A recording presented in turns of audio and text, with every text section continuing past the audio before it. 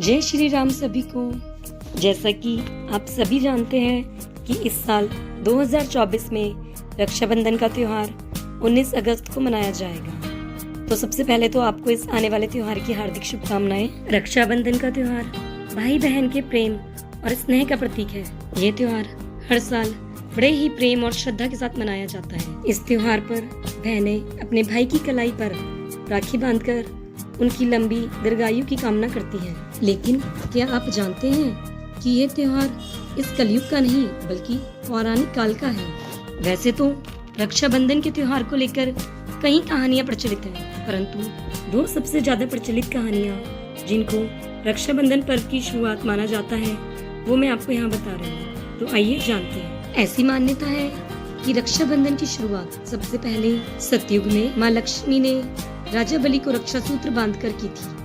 तभी से इस परंपरा का शुभारंभ हुआ। जैसा कि आप सभी जानते हैं कि राजा बलि का दान धर्म इतिहास में सबसे ज्यादा प्रख्यात है। एक बार माता लक्ष्मी ने राजा बलि को राखी बांधकर बदले में उनसे भगवान विष्णु को मांगा था।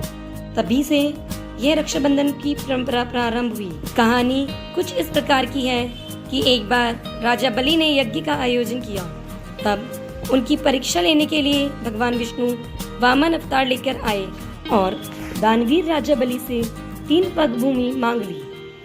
महाराजा बलि ने हाँ कह दिया।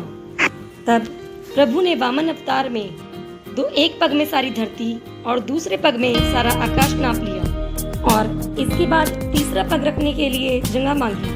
तब राजा बलि बोले कि अब तो कुछ नहीं बचा है, आप ऐसा करें कि मेरे सिर पर ही अपना पग रख दें। वह समझ गए थे कि भगवान उनकी परीक्षा ले रहे हैं। भगवान उनकी बात सुनकर खुश हुए। तब उन्होंने भगवान से याचना की कि अब तो मेरा सब कुछ ही चला गया है, आप मेरी विनती स्वीकारें और मेरे साथ पाताल में चलकर रहें। भगवान को अपने भक्त राजा बलि की यह बात माननी पड़ी और वह बैकुंठ छोड़कर पाताल में चले गए। तब माता लक्ष्मी को जब यह बात पता चली तो वह गरीब महिला का रूप धरकर राजा बलि के पास पहुंची और उन्हें राखी बांधी। बदले में राजा बलि ने पूछा कि मेरे पास तो आपको देने के लिए कुछ भी नहीं है, मैं आपको क्या दूं? तब देवी लक्ष्मी अपने रूप में आ गई और उन्हें बोली कि आपके पास तो साक्षात श्री हरि हैं और मुझे वे ही चाहिए। तब राजा बलि ने भगवान विष्णु से माता लक्ष्मी के साथ जाने की विनती की। तब जाते वक्त भगवान विष्णु ने राजा बलि को वरदान दिया कि अब वह हर साल 4 महीने के लिए पाताल में ही निवास करेंगे।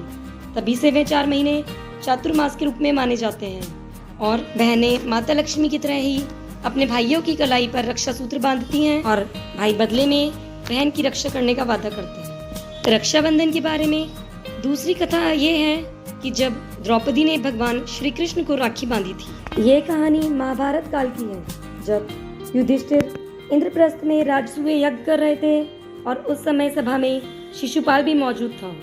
शिशुपाल ने भगवान श्री कृष्ण का अपमान किया तो श्री कृष्ण ने अपने सुदर्शन चक्र से उसका वध कर दिया। लौटते वक्त सुदर्शन चक्र से कृष्ण जी की छोटी उंगली घायल हो गई और रक्त बहने लगा। तब द्रौपदी ने अपने साड़ी का पल्लू फाड़कर श्री कृष्ण जी की उंगली पर लपेट दिया। बदले में प्रभु ने द्रौपदी को आशीर्वाद दिया और कहा कि वह इस रक्षा सूत्र का वचन निभाएंगे और जब कभी द्रौपदी को जरूरत होगी तो वह उसकी रक्षा करने आएंगे। इसके बाद जब कौरवों ने द्रौपदी का चीरहरण किया तो श्री कृष्ण ने चीर बढ़ाकर द्रौपदी की लाज रखी। मान्यता है कि जिस दिन द्रौपदी ने श्री कृष्ण की उंगली पर साड़ी का पल्लू बांधा था वह श्रवण पूर्णिमा ही थी। इसीलिए तब से हर साल श्रवण पूर्णिमा के दिन रक्षाबंधन का त्योहार मनाया जाने लगा। आशा है आपको मेरे द्वारा दी गई जानकारी पसंद आई होगी। धन्यवाद।